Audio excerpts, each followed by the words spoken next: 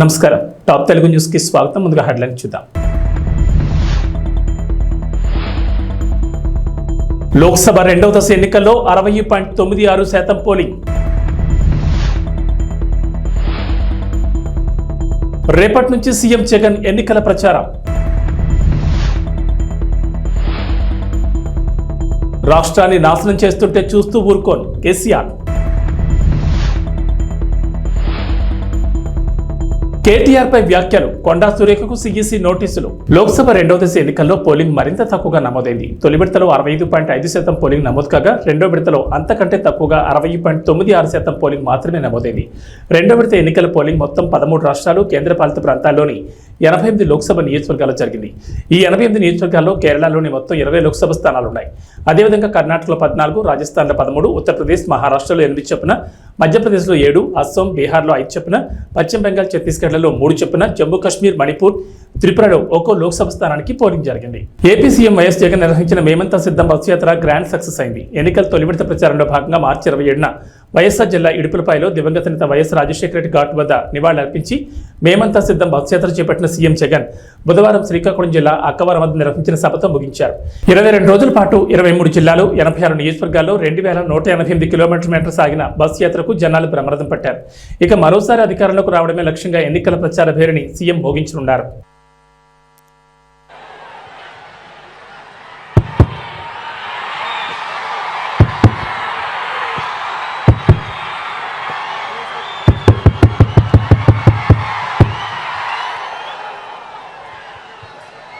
టెక్కలిలో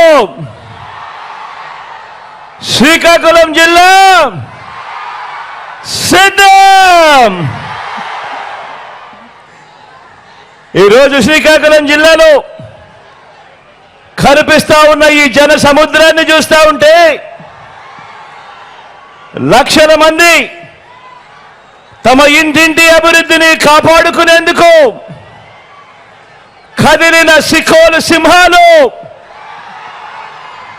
ఈ విప్లవ గడ్డ మీద, ఆ పెత్తందారుల ముఠా మీద ఎగరవేస్తా ఉన్న విప్లవ బావుట కనిపిస్తా ఉంది ఇక్కడ ఈ రోజు ఈ సభలో. రాయలసీమ నుంచి ఉత్తరాంధ్ర వరకు అడుగడుగునా కూడా జన సముద్రం. వైఎస్ఆర్ జిల్లా నుంచి శ్రీకాకుళం వరకు దారి పొడుగునా కూడా జన సునామీ చూస్తా ఉంటే 25 పార్లమెంట్లకు 25 పార్లమెంట్లు, 175 అసెంబ్లీ స్థానాలకు 175 అసెంబ్లీ స్థానాలు, మొత్తంగా డబుల్ సెంచరీ కొట్టేందుకు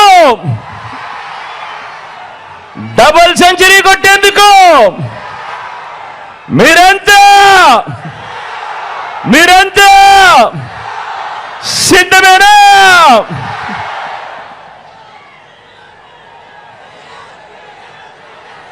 ఇంటింటి భవిష్యత్తును పథకాల కొనసాగింపును నిర్ణయించే ఎన్నికలు మరో 18 రోజుల్లో జరగబోతా ఉన్నాయి. ఈ ఎన్నికలు కేవలం ఎమ్మెల్యేలను, కేవలం ఎంపీలను ఎన్నుకునేందుకు జరిగే ఎన్నికలు మాత్రమే కావు.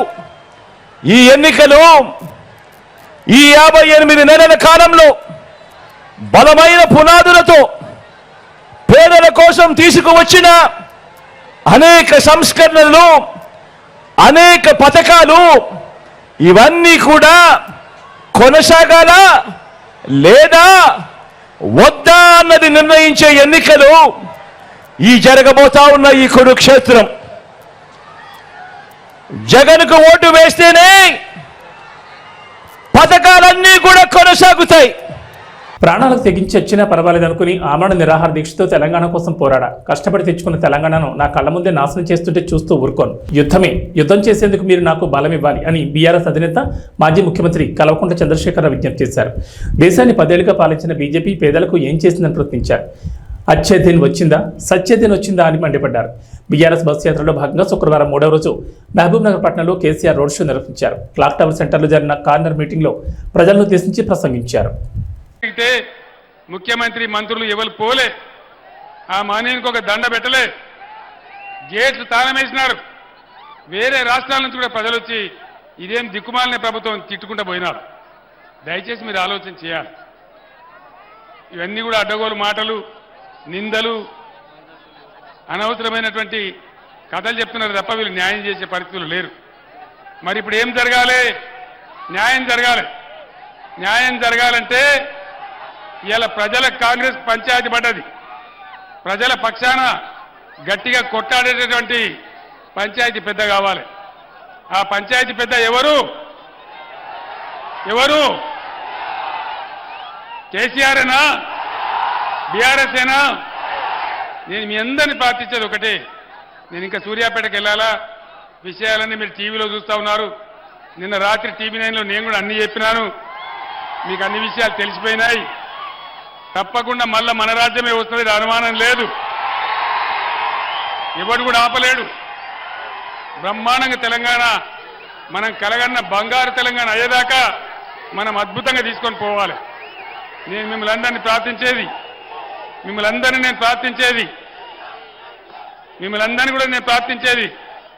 పార్లమెంట్ ఎన్నికలలో బీఆర్ఎస్కు బలం ఇస్తే అది తెలంగాణ ప్రజల బలం అవుతుంది, తెలంగాణ ప్రజల శక్తి అవుతుంది. మీ తరఫున ఈ ప్రభుత్వం మెడలు వంచగలుగుతాం, అన్ని విధాలుగా సాధించగలుగుతాం. ఇవాళ మీరు చూపించినటువంటి ఈ స్వాగతం, ఈ ప్రేమ నా జన్మలో కూడా నేను మర్చిపోను. ఇంత అద్భుతంగా మీరు ఏర్పాటు చేసినట్టు చాలా సంతోషం. కానీ మే 13వ తేదీ వరకు ఇదే ఉత్సాహాన్ని కొనసాగించి పార్లమెంటులో కృష్ణారెడ్డి గారికి ఓటేసి, కారు గుర్తుకు ఓటేసి మీరు గెలిపించాలి. ఇవాళ 10-12 ఎంపీలు మనం గెలిస్తే తెలంగాణలో భూమి ఆకాశం ఒకటి చేసేంత పోరాటం చేస్తాను, నేను మనవి చేస్తా ఉన్నాను. మీరిచ్చే బలంతోనే కేసీఆర్ కానీ బీఆర్ఎస్ కానీ పోరాటం చేయగలుగుతారు, మీకు న్యాయం చేయగలుగుతారు, హామీలు అమలు చేయించగలుగుతారు, ఈ కాంగ్రెస్ ప్రభుత్వం మెడలు వంచగలుగుతారు, రైతులకు న్యాయం జరుగుతుంది, కరెంటు చక్కగా వస్తుంది.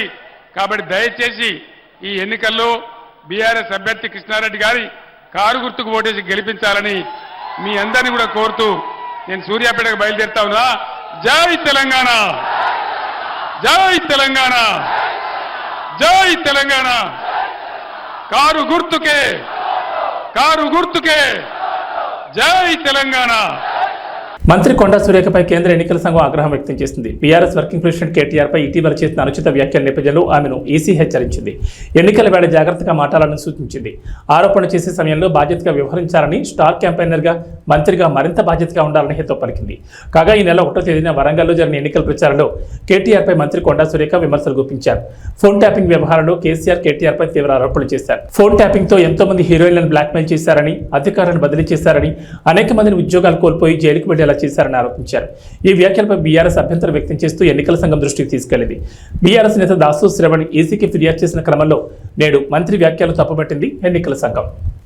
అధికారంలో ఉన్న మాకు తెలుసు, మరి ప్రజల సొమ్మునంతా దుర్వినియోగం చేసి ఈ రోజు మీరు కోట్లు దండుకొని ఒక పక్క నీ బిడ్డ లిక్కర్ స్కామ్ లో మరి 100 కోట్ల కోసం జైల్లోకి పోయింది, నీ కొడుకేమో ఫోన్ ట్యాపింగ్ చేసుకుంటూ ఈ రోజు ఎంతో మంది హీరోయిన్లు అటువంటి వాళ్ళని కూడా బ్లాక్ మెయిల్ చేసి కొంతమంది అధికారులను ఈరోజు బలి చేసి వాళ్ళ ఉద్యోగాలు పోయి జైళ్లలోకి పోయేటువంటి పరిస్థితి తీసుకొచ్చిండు.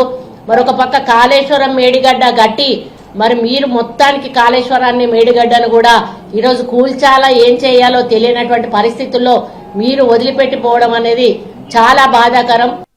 అధికారంలో ఉన్న మాకు తెలుసు, మరి ప్రజల సొమ్మునంతా దుర్వినియోగం చేసి నాకు ఎలాంటి ఇల్లీగల్ వ్యవహారాలతో నాకు సంబంధం లేదు. ఫోన్ ట్యాపింగ్ అని చెప్పి లీకు వీరుడు రేవంత్ రెడ్డి గారు పాపం డైరెక్ట్గా ప్రెస్ కాన్ఫరెన్స్ పెట్టే దమ్ము లేదు, డైరెక్ట్గా ఆధారాలు ప్రజల ముందు పెట్టే దమ్ము లేదు, ఏముందో విషయం ఎవరికి తెలియదు. పోలీస్ రిమాండ్లో ఉన్న వాళ్ళకి కూడా ఫోన్లకు వెళ్ళి మీకు లీకులు వస్తాయి. ఈయన లీకు వీరుడు. మరి ఈ లీకు వీరుడు ఏదో కష్టపడి నా క్యారెక్టర్ అసాసినేషన్ చేయాలనే ప్రయత్నంలో చాలా బలంగా ఉన్నాడు. ఎవరో హీరోయిన్లను నేను బెదిరించిన అంటది ఆ మంత్రి. ఆమెకు నెత్తుందా లేదా నాకు తెలియదు. నాకంత కర్మ ఏంది, నాకు ఈ దిక్కుమాలిన పనులు చేయాల్సిన పరిస్థితి ఏంది, నాకు ఎలాంటి ఫోన్ ట్యాపింగ్ వ్యవహారంతో నాకు ఎలాంటి సంబంధము లేదు. ఈ అడ్డమైన మాటలు ఎవరైనా మాట్లాడితే, చెత్త మాటలు ఎవరైనా మాట్లాడితే వారు మంత్రి అయినా ముఖ్యమంత్రి అయినా తాట తీస్తాము, లీగల్గానే చూసుకుంటాం. తాట తీస్తామంటే మళ్ళీ మీరు ఇదే యూట్యూబ్లో తమ్మునీళ్ళు పెట్టి తాట తీస్తామన్నాడు, ఈయనకు అహంకారం ఎక్కువ అని చూపెడకూరి. అదో వినండి, తొందరపడకండి. తప్పకుండా లీగల్గానే ఎదుర్కొంటాం, న్యాయపరంగానే ఎదుర్కొంటాం. మాకు ఎవరిని బెదిరించాల్సిన అవసరం కానీ ఎవరిని. మంత్రి కొండా సురేఖకు లీగల్ నోటీసులు పంపారు బీఆర్ఎస్ వర్కింగ్ ప్రెసిడెంట్ కేటీఆర్. దీనికి సంబంధించి పూర్తి అప్డేట్స్ మా ప్రతినిధి సతీష్ ఫోన్ ఇన్ ద్వారా అందిస్తారు. సతీష్, కేటీఆర్ కొండా సురేఖకు లీగల్ నోటీసులు పంపించినట్లుగా తెలుస్తుంది. దీనిపై సురేఖ కూడా స్పందించినట్లుగా సమాచారం అందుతుంది. డీటెయిల్స్ ఏంటి? వర్కింగ్ ప్రెసిడెంట్ కేటీఆర్ కొద్దిసేపటి క్రితమే లీగల్ నోటీసులు ఇచ్చారు. ఆయన మీద కామెంట్ చేస్తున్నటువంటి దాని మీద ఆరోపణలు చేస్తున్నటువంటి వాళ్ళకి లీగల్ నోటీసులు ఇచ్చారు. దాంట్లో ముఖ్యంగా మంత్రి కొండా సురేఖకు తో పాటుగా ఎమ్మెల్యే ఎన్ఎం శ్రీనివాస్ రెడ్డితో పాటుగా మరి కొంతమంది నాయకులు, అంటే కాంగ్రెస్ నాయకులు, ఆయన మీద సిరిసిల్ల నుంచి పోటీ చేసినటువంటి కేకే మహేందర్ రెడ్డి కూడా నోటీసులు ఇచ్చారు. వీటితో పాటు కొన్ని ఛానల్స్ అంటే యూట్యూబ్ ఛానల్స్ కి, మీడియా సంస్థలకు కూడా లీగల్ నోటీసులు పంపించారు. ప్రధానంగా గత వారం రోజులుగా కేటీఆర్ మీద చేస్తున్నటువంటి ఆరోపణలు ఖచ్చితంగా ప్రూవ్ చేయాలి, లేకుంటే పరువు నష్టం దావా వేస్తానని చెప్తూ కూడా కేటీఆర్ హెచ్చరించారు. ఆ చెప్పినటువంటి విధంగానే పరువు నష్టం కోసం సంబంధించి ఇప్పుడు లీగల్ నోటీసులు కూడా పంపించారు. ట్యాపింగ్ వివరాలు ముఖ్యంగా ప్రధానంగా ప్రస్తుతం ఏదైతే ఇష్యూ కొనసాగుతుందో ఫోన్ ట్యాపింగ్ సంబంధించి ఆయన లేకున్నప్పటికీ కూడా ఆయనకు ఎలాంటి సంబంధం లేకుండా తన పేరును ప్రస్తావిస్తున్నారు. అందుకోసమే నేను లీగల్ నోటీసులు ఇస్తున్నాను, అవాస్తవమైనటువంటి ఆరోపణలు చేస్తున్నా అని చెప్పి కూడా కేటీఆర్ చెప్తున్నారు. ఈరోజు ఉదయం తెలంగాణ భవన్ లో మీడియా సమావేశంలో కూడా మాట్లాడారు. దీనికి సంబంధించి లీగల్ నోటీసులు కూడా పంపిస్తాం అని చెప్పినటువంటి విధంగానే లీగల్ నోటీసులు పంపించారు. అయితే ట్యాపింగ్ కు సంబంధించి ఏమాత్రం సంబంధం లేకపోయినా తన పేరుని కుట్రపూరితంగా ప్రస్తావిస్తున్నారని కేటీఆర్ చెప్తున్నారు. తన ప్రతిష్టకు భంగం కలిగించే విధంగా మాట్లాడుతున్న వీళ్ళందరిపైన కూడా న్యాయపరమైన చర్యలు తీసుకున్నట్టు కూడా ఆయన చెప్తున్నారు. వాళ్ళతో పాటు కంటే ఎలాంటి ఆధారాలు లేకుండా కేవలం పేరుని ప్రస్తావిస్తూ ఈ విధంగా ప్రచారం చేస్తున్నటువంటి దానికోసమే తాను లీగల్ నోటీసులు పంపిస్తానని కూడా చెప్పడం జరిగింది. ఈరోజు ఉదయం చెప్పినటువంటి విధంగానే నలుగురికి మంత్రి కొండా సురేఖతో పాటుగా ఎమ్మెల్యే ఎన్ఎం శ్రీనివాస్ రెడ్డి, అదేవిధంగా కేకే మహేందర్ రెడ్డి కాంగ్రెస్ పార్టీకి సంబంధించినటువంటి సిరిసిల్ల ఇన్ఛార్జిగా ఉన్నటువంటి కేకే మహేందర్ రెడ్డి కూడా యాసంగి ధాన్యం కొనుగోళ్లు 10 లక్షల టన్నులు మైలురాయిని దాటాయి. ఇందులో 50% పైగా కొనుగోళ్లు నిజామాబాద్, నల్గొండ, సూర్యాపేట జిల్లాలలో జరిగాయి. ఏప్రిల్ 24 నాటికి 1.59 లక్షల మంది రైతుల నుంచి 10.51 లక్షల టన్నుల ధాన్యాన్ని కొనుగోలు చేసినట్లు పౌర సరఫరాల సంస్థ వర్గాల సమాచారం. రైతులకు 950.19 కోట్ల మొత్తాన్ని చెల్లించారు. 1360.27 కోట్లు చెల్లించాల్సి ఉంది. 23వ తేదీ వరకు 9.44 లక్షల టన్నుల ధాన్యం కొనుగోలు చేయగా 24న ఒక్కరోజే 1.07 లక్షల టన్నులు కొన్నారు. కొనుగోలులో నిజామాబాద్ జిల్లా 2,57,167 టన్నులతో తొలి స్థానంలో ఉంది. ఆ తర్వాత 2,17,068 టన్నులతో నల్గొండ జిల్లా రెండో స్థానంలో ఉండగా 1,10,044 టన్నులతో సూర్యాపేట జిల్లా మూడో స్థానంలో ఉన్నాయి. గత ఏడాది ఏప్రిల్ 24వ తేదీ నాటికి కొనుగోలు చేసిన ధాన్యం 2.51 లక్షల టన్నులు. అప్పట్లో కొనుగోలు ఏప్రిల్ 13న ప్రారంభం కాగా ఈ ఏడాది అంతకంటే ముందు మార్చి 25 నుంచి మొదలయ్యాయి. ఆదిలాబాద్, ఆసిఫాబాద్, గద్వాల, వికారాబాద్ జిల్లాలో వరి సాగు ఆలస్యమైన పంట చేతికి రాక ఇంకా కొనుగోలు ప్రారంభం కాలేదని అధికారులు చెబుతున్నారు. దేశవ్యాప్తంగా ఎండలు మండిపోతున్నాయి. పలు రాష్ట్రాల్లో అధిక ఉష్ణోగ్రతలు నమోదవుతున్నాయి. తెలుగు రాష్ట్రాల్లోనూ ఎండలు మండిపోతున్నాయి. పగటి ఉష్ణోగ్రతలు 36 నుంచి 43 డిగ్రీల పైన నమోదవుతున్నాయి. పొద్దున్న 8 గంటలకే భానుడు తన ప్రతాపాన్ని చూపిస్తున్నాడు. ఈ నేపథ్యంలో మరో వారం రోజుల పాటు దేశంలోని పలు రాష్ట్రాల్లో ఇదే పరిస్థితి కొనసాగుతుందని భారత వాతావరణ శాఖ హెచ్చరికలు జారీ చేస్తుంది. వేసవి సెలవుల రద్దీని ఎదుర్కొనేందుకు దక్షిణ మధ్య రైల్వే ప్రత్యేక ఏర్పాట్లు చేస్తోంది. ఇప్పటికే రెగ్యులర్ మార్గాల్లో రద్దీకి అనుగుణంగా ప్రత్యేక కోచ్ల సంఖ్య పెంచుతోంది. వేసవి సెలవులతో పాటుగా ఎన్నికల కోసం సొంత ప్రాంతాలకు వచ్చే వారితో ఇప్పటికే మే 11, 12, 13 తేదీల్లో తెలుగు రాష్ట్రాల మధ్య నడిచే రైళ్లు దాదాపు ఫుల్ అయ్యాయి. ఇదే సమయంలో తెలుగు రాష్ట్రాల్లో కనిపిస్తున్న డిమాండ్ మేరకు వారాంతపు రైళ్లను నడపాలని దక్షిణ మధ్య రైల్వే నిర్ణయించింది. ఈసారి వేసవి సెలవుల వేళ రైళ్లలో రద్దీ ఎక్కువగా ఉంటుంది. ఇప్పటికే కనిపిస్తున్న వెయిటింగ్ లిస్టుల ఆధారంగా వారాంతంలో ప్రత్యేక రైలు నడపాలని నిర్ణయించింది. ప్రత్యేక రైళ్ల వివరాలను అధికారులు వెల్లడించారు. 072334 నెంబర్ గల రైలు ఈ నెల 28 నుంచి జూన్ 30 తేదీ వరకు ప్రతి ఆదివారం సికింద్రాబాద్ నుంచి సంతర్గచ్చి వరకు నడుస్తుందని అధికారులు తెలిపారు. తెలంగాణ మహారాష్ట్ర సరిహద్దుల్లోని గడ్చిరోలి జిల్లా ప్రాణహిత తీరం ఆవల ఏనుగుల మంద సంచరిస్తుందన్న సమాచారంతో తెలంగాణ రాష్ట్ర అటవీ శాఖ అప్రమత్తమైంది. ప్రాణహిత దాటి ఏ క్షణమైన ఏనుగుల మంద కొమరంభీం జిల్లాలోకి ఎంట్రీ ఇచ్చే అవకాశాలున్నాయన్న సమాచారంతో అలర్ట్ అయింది. గుంపు నుండి తప్పిపోయి కాగజ్నగర్ కారిడార్ అడవుల్లో సంచరించి 2 రైతులను పొట్టన పెట్టుకున్న ఏనుగు తిరిగి గుంపుగా వచ్చే ప్రమాదం ఉందన్న సమాచారంతో రక్షణ చర్యలకు రెడీ అయింది. జిల్లా అడవుల్లోకి ఏనుగుల మంద వస్తే ఆ సంక్షోభాన్ని ఎలా ఎదుర్కోవాలన్న అంశంపై మేడ్చల్ మల్కాజ్గిరి జిల్లా దోలపల్లి అటవీ అకాడమీలో ప్రత్యేకంగా అటవీశాఖ వర్క్షాప్ నిర్వహించింది.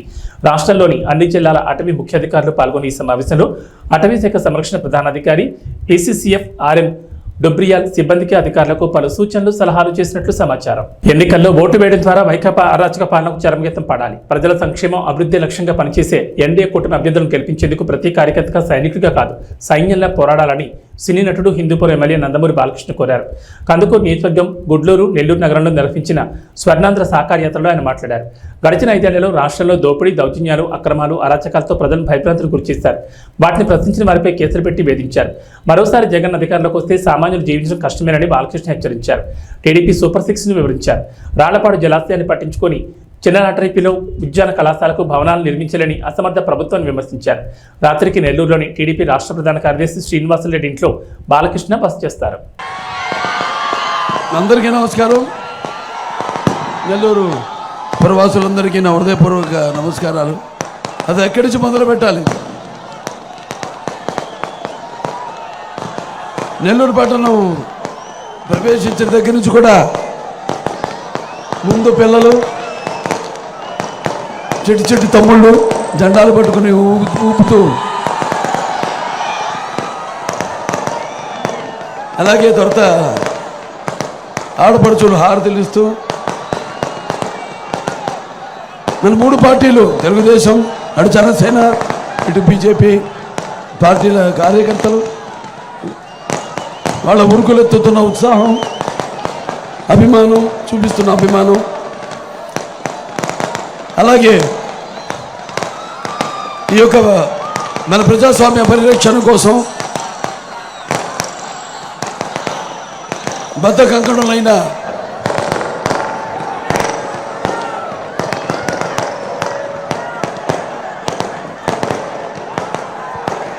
ప్రజలందరికీ, అలాగే తెలుగుదేశం పార్టీ విజయాలకి హారతులిస్తూ, అలాగే నీరాజనాలు అర్పిస్తున్న నా తెలుగింటి ఆడపడుచులకి, యువతరానికి ప్రతినిధులు, నవతరానికి నాయకులు, భావతరానికి భారతదేశపు మహాశక్తి అయిన యువతరానికి నా అభిమానులకు ముందుగా నా హృదయపూర్వక చేస్తే రాళ్ళంత జనం,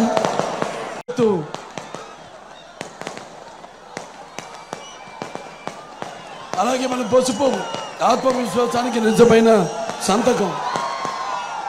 అలా మొత్తం ఇవాళ కనిపిస్తుంది మీ అందరిలో. అలాగే నా ముస్లిం పెద్దలకు, అలాగే ముస్లిం సోదర సోదరిమణులందరికీ, ముత్తవల్లీలకు, ఇమాంలకు, మౌజన్లకు అందరికీ కూడా నేను నా అస్సలాము అలైకుం వ రహమతుల్లాహి వ బరకతుహు.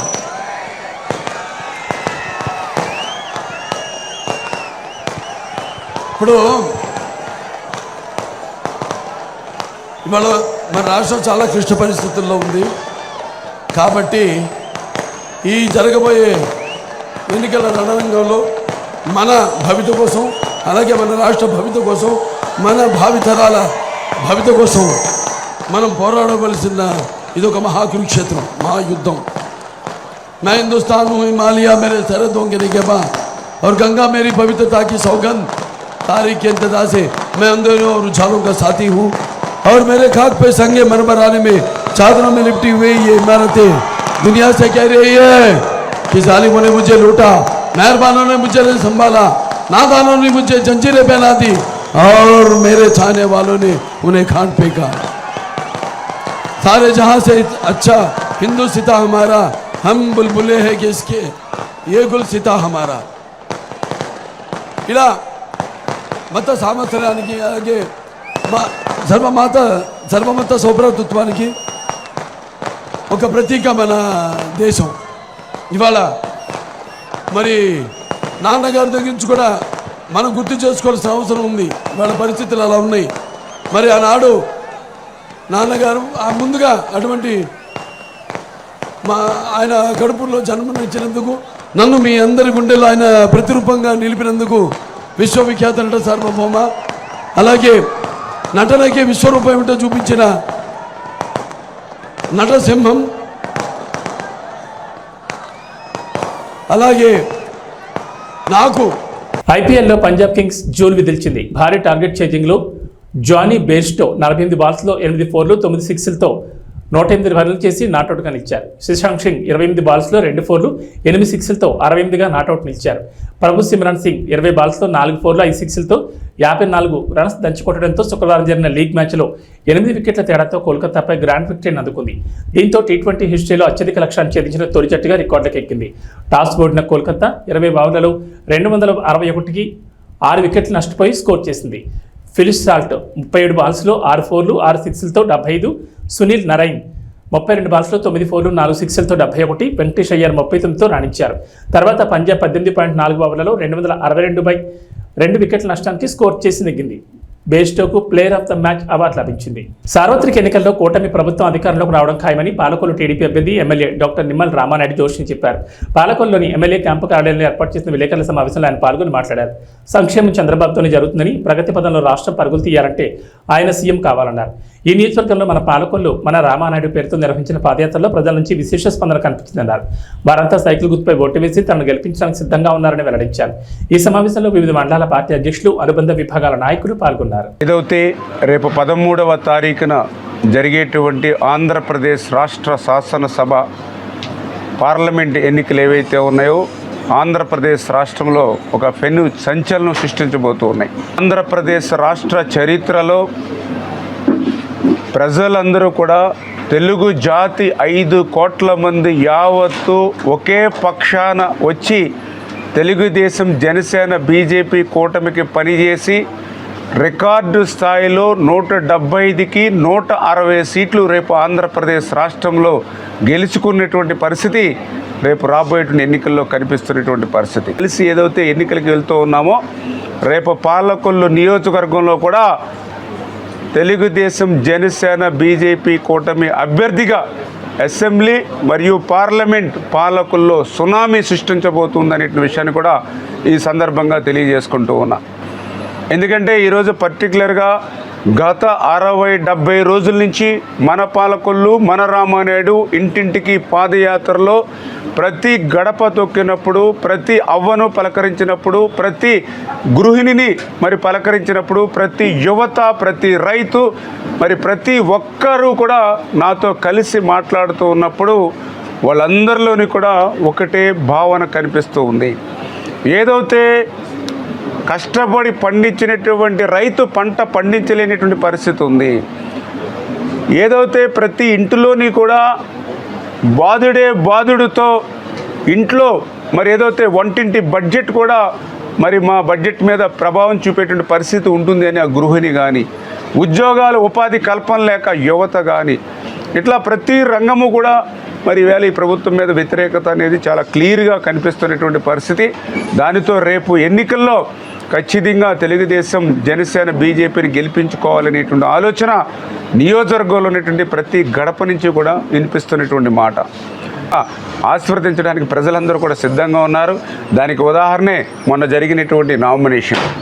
ఏదైతే ఆ రోజు 19వ తేదీన మరి తెలుగుదేశం పార్టీ అభ్యర్థిగా, జనసేన, బీజేపీ బలపరిచినటువంటి అభ్యర్థిగా నేను నామినేషన్ వేయడానికి ఒక్క పిలిపిస్తే, మరి వేళ జనసేన, బీజేపీ నాతో పాటు పిలిపిస్తే మరి వేలాదిగా ఆ రోజు 19వ తారీఖున స్వచ్ఛందంగా సైకిళ్ళు వేసుకుని పెద్ద ఎత్తున మరి ర్యాలీ, ఒక ప్రవాహం లాగా మరి ఆ రోజు మరి ఉన్నటువంటి పరిస్థితి నేను కాదు, మీ మీడియా సాక్షిగా మరి ప్రపంచం అంతా కూడా చూసినటువంటి పరిస్థితి. రేపు పాలకొల్లులో జరిగేటువంటి ఎన్నిక ప్రజాబలానికి, ధనబలానికి మధ్య జరుగుతుంది. ఖచ్చితంగా ప్రజాబలం ముందు ధనబలం ఆగదు, ప్రజలే గెలుస్తారు, పాలకొల్లే గెలుస్తుంది అనే విషయాన్ని సందర్భంగా తెలియజేసుకుంటున్నాం. Thank you. ఇంటి వద్దకే సంక్షేమ పథకాలు అందించిన ఘనత వైఎస్ఆర్సీపీకి దక్కుతుందని ఈ పార్టీ అభ్యర్థి భీమవరం ఎమ్మెల్యే గ్రంథి శ్రీనివాస్ తెలిపారు. భీమవరం నియోజకవర్గ పరిధిలోని 1వ పట్టణంలో నిర్వహించిన ఎన్నికల ప్రచారంలో ఆయన పాల్గొని మాట్లాడారు. మరోసారి తాను గెలిపిస్తే పట్టణాన్ని మరింత అభివృద్ధి చేస్తానని ప్రకటించారు. ఇప్పటికే 130 కోట్ల రూపాయలతో అభివృద్ధి పనులు చేసినట్లు వెల్లడించారు. ఈ కార్యక్రమంలో పార్టీ నాయకులు, వివిధ కార్పొరేషన్ల డైరెక్టర్లు పాల్గొన్నారు.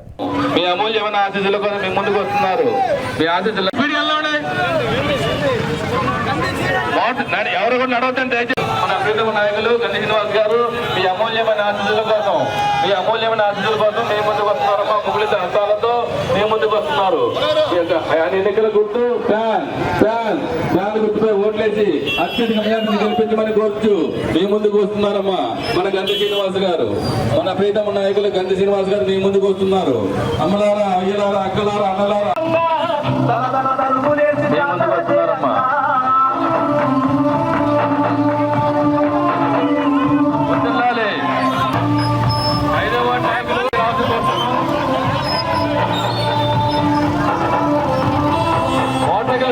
మోటార్ పెట్టండి.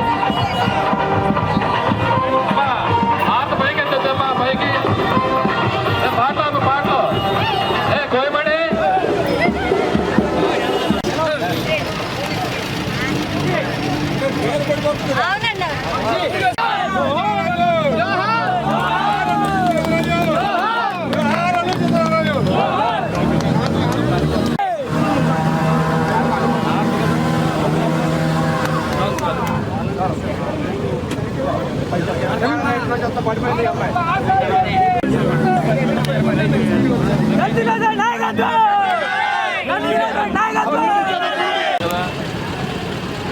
దయచేసి మోటార్ సైకిల్ రేట్ చేయడం కానీ హార్న్లు కొట్టడం, వెళ్ళాలండి ముందుకెళ్ళాలి, అందరూ రావాలండి. ఎవరు ఆగదండి దయచేసి. అయిపో జనసేన పార్టీ విజయంతోనే రాష్ట్రానికి మంచి భవిష్యత్తు ఉంటుందని ఈ పార్టీ అభ్యర్థి మాజీ ఎమ్మెల్యే పులపర్తి రామాంజలి తెలిపారు.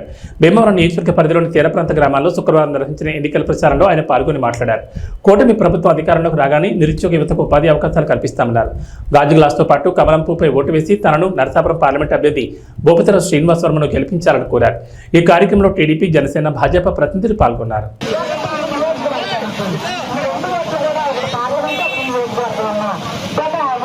పార్లమెంటుకు కమలం గుర్తుపై వేసి మన శ్రీనివాస్ మన గ్రామాలను అభివృద్ధి చేయాలి.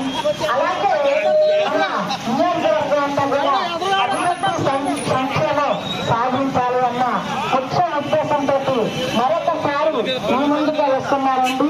మన ఉమ్మడి అభ్యర్థిగా మరొక మన పులపర్తి రామాంజనేయులు గారిని మీ ముందుగా వస్తున్నారండి. మన ఉమ్మడి అభ్యర్థిగా మరొక మన పులపర్తి రామాంజనేయులు గారిని ఎమ్మెల్యే. రాష్ట్రంలోని ప్రజలు మళ్లీ జగనన్న పాలనే కావాలని ఉండి వైఎస్ఆర్సీపీ అభ్యర్థి పీవీఎల్ నరసింహరాజు తెలిపారు.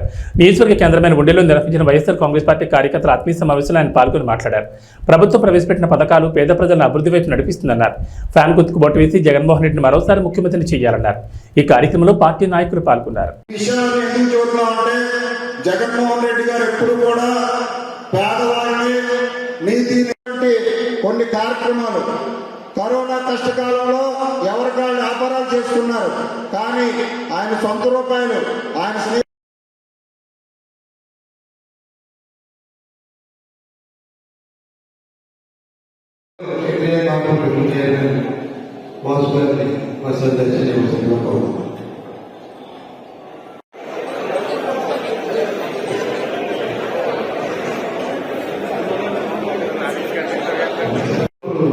అందరూ కూడా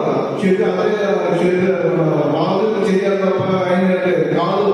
మన పార్టీ ముఖ్యం చంద్రబాబు గారు మాకు ఆయన స్నేహితులు అని చెప్పి ఆయన వెంటనే ఉండేది. ఆయన అందరూ కూడా వాళ్ళు చేయాలి తప్ప ఆయన కాదు. మన పార్టీ ముఖ్యం చంద్రబాబు గారు మాకు ఆయన స్నేహితులు అని చెప్పి ఆయన వెంటనే ఉండేది. ఆయన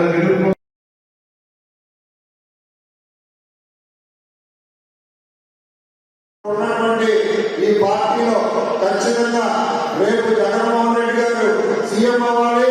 ఇక్కడ ఇవి బులెటిన్ విశేషాలు. నమస్కారం.